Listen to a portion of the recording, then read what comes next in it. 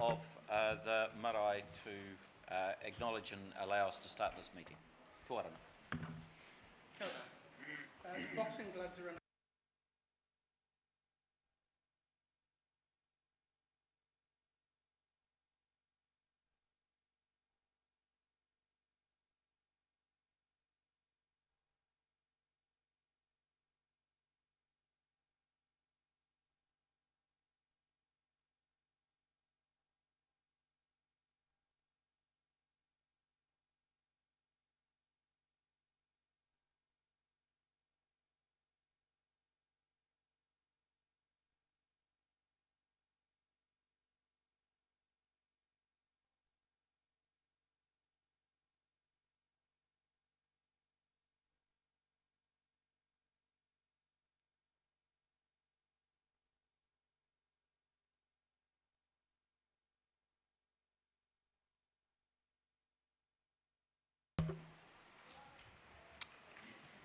Kia ora, Morena, and morning everyone. It's wonderful to be here, and I just wanted to open.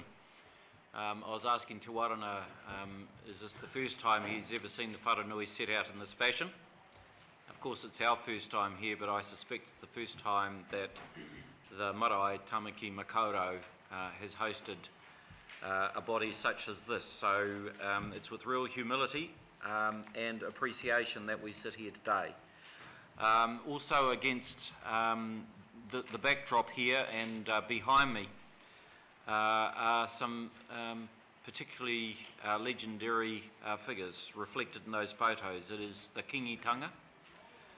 So to give you some idea of those who have formed the recent history of Māori leadership in kingitanga, Potatau Te Whero sits at the top.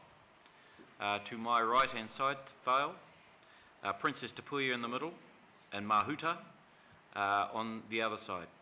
On my right hand side, lowest here, Te Rata, Koroki on the far left, and then of course a face that you will all recognise, Dame Te Atairangi Kahu, who was of course King Ituheitia's mum and predecessor in the role. So august company we keep. And a good way for us to be reminded of the roles that we are now guardians of, as they were in their time. Right, and against that backdrop, I'd just like to read as I do at the commencement of every meeting, an affirmation. We seek wisdom and understanding, insights into the views and circumstances of others, strength to seek what we believe in, humility to accept the combined decision of others, patience, good humour at all time, tolerance and courtesy while working in the best interests of our people. Right, we'll move to item 2. Item 2 is apologies. We've got a number of apologies. We have Councillor Arthur Anai, Councillor Ross Clow, Councillor Dick Quacks, Councillor Sharon Stewart, Councillor Sir John Walker, and Councillor George, who's presently away on leave. I'll move those apologies. Is there a seconder?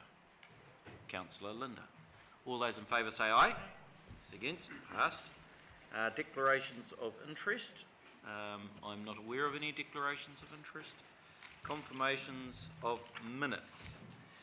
I would like to move and confirm the ordinary minutes of the meeting held on Thursday 27th of August 2015, including the confidential section, as a true and correct record. I move that. Councillor Penny W. will second. Any? Councillor Wayne? Issue with one item, which was the resolution to move into confidential. At the time, on the agenda itself, there was no mention of any member of the public being allowed to go into confidential. In the video record of the meeting, it shows clearly that the item was moved and seconded and voted on before any allowance for any member of the public to be allowed into the confidential part of that meeting. There did happen to be a later mention, but I just want to put that on the record because personally I have an issue with that in terms of the correctness of the minutes as a true and correct record. Councillor Wayne, more than happy to do a secretarial note. Are you talking about one of our staff members? Or I'm struggling to recall the item you're referring to. But anyhow, look, Councillor Wayne, I'm sure you've observed the video of it, and if it's a matter of technical reflection on the best way to implement standing orders, more than happy to take secretarial notes so that it's reflected in our minutes. So with those comments, Councillor Mike. Without getting into the details, I share the concerns expressed by Councillor Walker, and in regard to confidential possession of minutes, I'd like my vote recorded against, affirming that as true and correct. All right, you would be happy though for us to actually note the records, Mike, Councillor Mike?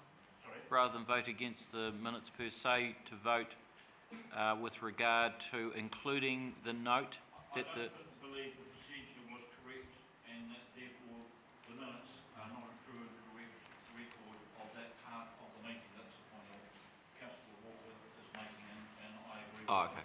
Well, actually, perhaps in our discussions later we can get a bit more into the detail of that, so I understand exactly what you're talking about. But anyhow, that's fine. So I'll move that. All those in favour say aye. Aye. Against? Right. Very good. Thank you. Right, now we'll move to acknowledgements and achievements. Councillors, there are 4 acknowledgements and a recognition, let's say. In terms of the achievements, I do want to acknowledge Lydia Coe's performance. I mean, crikey, what more is that child capable of? Yep, nice. I mean, what an outstanding young woman, and a great representative for the nation. ABs seem to be doing fairly well. We had, as usual, a very, very busy month. Want in particular to note the fact that one of our libraries has won top award. It won't surprise me if Devonport gets something somewhere along the line, and all the others too. Our libraries and the latest one that we've opened in Otahu are sensational, and the design of them is particularly good. So just recommend to you the achievements as of the last month. Now I have 4 people to acknowledge this morning. Georgia Ball, Zuva Nobelo, Graham Brazier and Dorothy Butler. And I will do what I've been doing recently. I will read the 4, acknowledge each of them, and then we as a governing body and the community present here will stand for a period of silence and recognition of these 4 great Aucklanders who have passed away. First of all, I want to acknowledge Georgia Ball. Georgia Ball was known as Georgia from Tough Love, and as her husband Colin said at her funeral, Georgie was someone who always gave her best to those that needed it most. Georgia got involved with Tough Love Parent Support Group in order to help a friend, but her dedication and commitment to the organisation intensified when her daughter was killed by a drunken driver 24 years ago. She promoted Tough Love to all those who would listen, and held many positions including coordinator, chairwoman and vice chairwoman. She was also a Tough Love Life member and a volunteer counsellor at Matapo Primary School in Te Atatu. She donated a friendship chair for anyone who was feeling down or lonely to sit on to show that they were in need of a friend or someone to talk to. What a great idea. The idea spread around New Zealand. Georgia was also a past chairwoman of Neighbourhood Support, involved with victim support, and was a Justice of the Peace. She received the New Zealand Suffrage Centennial Medal in 1993 and the Queen's Service Medal 10 years later for her contribution to the community. She died aged 78 and is survived by her husband, children, grandchildren and great-grandchildren. Zuva Nobelo, a pioneering identity from the famous Nobelo winemaking family. Zuva died last month in her 96th year. Affectionately known as Baba, the Croatian name for Nan or grandmother, Zuva was born in the island of Korkula. The family sought a better life in America, and eventually Zuva came to New Zealand to be with her fiancée Nicola, who was already here. Nicola and Zuva settled in an old schoolhouse in Tahana, and their first son, Steve, was born in 1940. They moved to Huapai and the vineyard a few years later, reportedly because the property's house had a pull chain flushing toilet. The first vines were planted in 1943, and as they say, the rest for the Nobelos is very much history. Nicola himself passed away in 2007. Graham Brazier. It was certainly with a lot of sadness that we heard of the passing of Graham, too young. His death on September the 4th. The Hello Sailor frontman died just weeks after a heart attack forced the cancellation of the band's reunion tour. Graham spent his boyhood in Mount Eden and Balmoral, where his mother ran a local bookshop, which he later took over.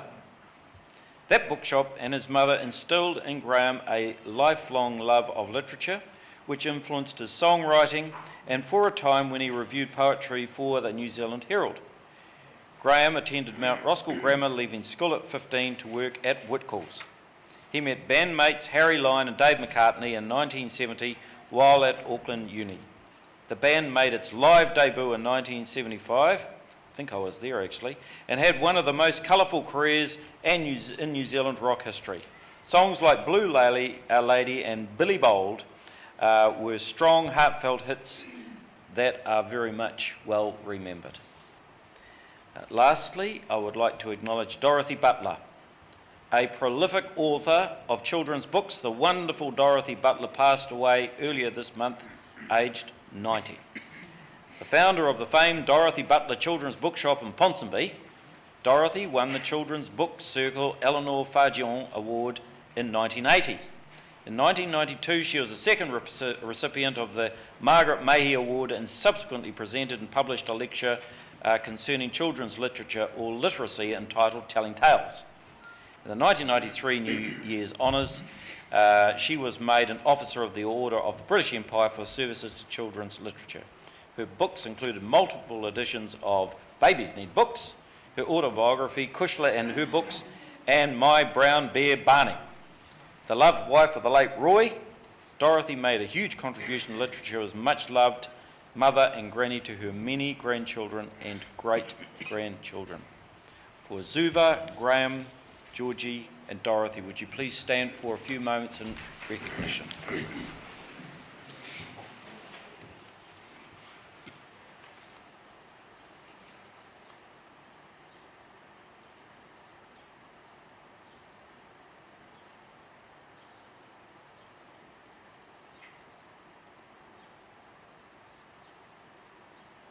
Kia ora and thank you very much.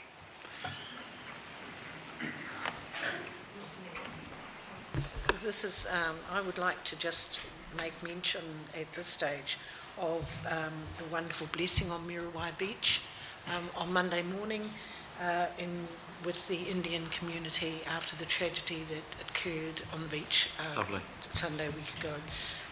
Obviously Glenn Wilcox, the community got together with their four-wheel drives and the police and the fire brigade and the ambulance drivers, and it was very moving. Well done, and just an unbelievable and maybe even unnecessary tragedy. Very, very sad, and I'm pleased that the community has recognised them and that event in that way. It's well done. Linda? Thank you, Mr Mayor. Just to note the sad tragedy of our Tuvaluan Koro a couple of nights ago trying to rescue his grandchildren. Another tragedy for Ranui, I'm afraid. The Deputy Mayor and I will be visiting the family this afternoon. Kia ora. Thank you very much on our behalf. Thank you. It's appropriate also, given the extraordinary community and social service that she has given through a prolonged period of time, that we pay our respects to the service of Dame Diane Robertson. As you know, Diane was for nearly 2 decades at the helm of the Auckland City Mission. She has decided to step down from that post. Held in great respect, she has led the mission through a period of unprecedented demand, and her dedication and commitment is to be highly commended. Originally a teacher, she became a councillor and involved herself in youth and volunteer work. She took the role as Auckland City Commissioner in 1998, the first woman and the first outside the clergy to do so. Her hard work was recognised in this year's honours when she was made a Dane Companion. Her sense of social justice and her desire to make life better for people couldn't be stronger while she is stepping down from the city mission work to work on smaller projects. I'm sure she will find something of equal importance to pour her passion into. She will continue at the mission until Christmas, when she will oversee the annual Christmas lunch for the last time. I wanted to acknowledge her service above and beyond. She's been outstanding, and our hope is that we are close to being able to get something that would very much recognise the work that she has done in the area of emergency housing and homelessness in the very short term. So, councillors, now I want us to move, thank you very much, to petitions. There are no petitions.